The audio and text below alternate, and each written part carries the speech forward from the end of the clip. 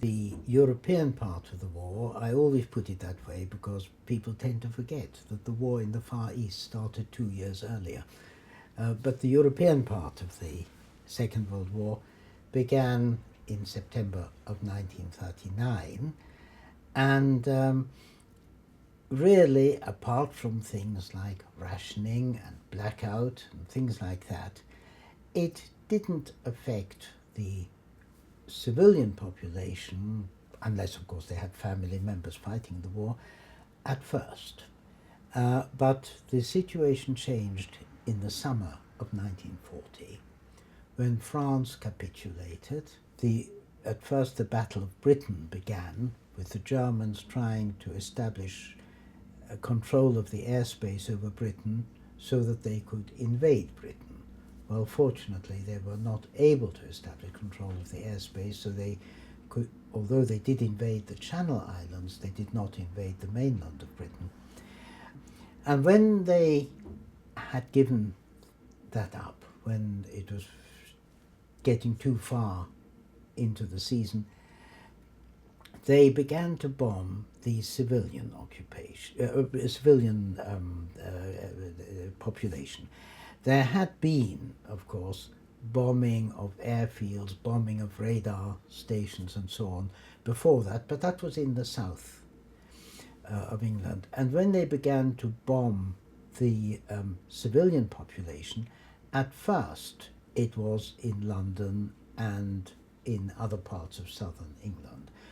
We at first had air raid sirens going fairly frequently, but that meant that bombers were in the vicinity going on to bomb somewhere else, probably London or what one calls the home counties. And then came a few small bombing raids on Coventry itself. In the late summer and the autumn of 1940, we had, as I now know, although I didn't keep count at the time, about 17 small air raids. And then on the 14th of November 1940, we had the biggest air raid that we were ever to have. It started round about 7:10 or so in the evening, and if you ask me when it ended, there is an official answer to that, because people know when the last German bombers departed.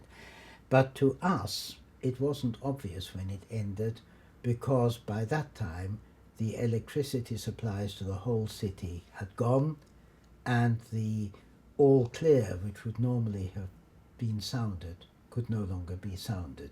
So far as we were concerned, it just petered out. We didn't have a clear signal that it was over. But altogether it lasted something like 11 or 11 and a half hours. And during that time, of course, a very large part of the city was destroyed. In the region where we lived, there were quite a few bombs. The nearest two were about 50 or 60 yards from the house where we lived, just on the opposite side of the road and a few doors along. And in fact, to give you an idea, the house had a small front garden in the front and a small garden at the back.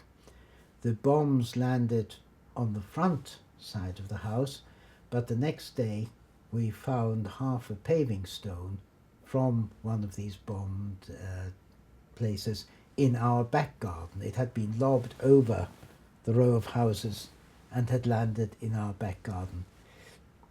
The house itself lost its doors and windows and part of the roof and had various other structural damage. The advice that the Home Office had given was that if you don't have an air raid shelter, which we didn't, and you don't have a cellar, the best place to go is underneath the stairs. That's the strongest part of a house. And we, under the stairs, had a small pantry, which had two advantages, as I realize now. One is that it was under the stairs and therefore in the strongest part of the house. And the other is that it had no windows, because flying glass can do an awful lot of damage, as we were to discover from our other rooms. And if those bits of glass hit anybody, they could easily kill. So we spent the time in that small pantry, and the whole thing was made somewhat worse for us by the fact that my foster parents had a dog. Now, from what I have been told, even when he was a young dog, he had been very vicious. By now he was old, and old age didn't improve his temper. He was really dangerous. My foster parents shouldn't have kept him. He bit quite a few people. He bit me a few times. He bit most of us at various times. And my foster parents were always terrified that somebody would report them to the police and they would have to have the dog put down, because he bit dustmen and so on.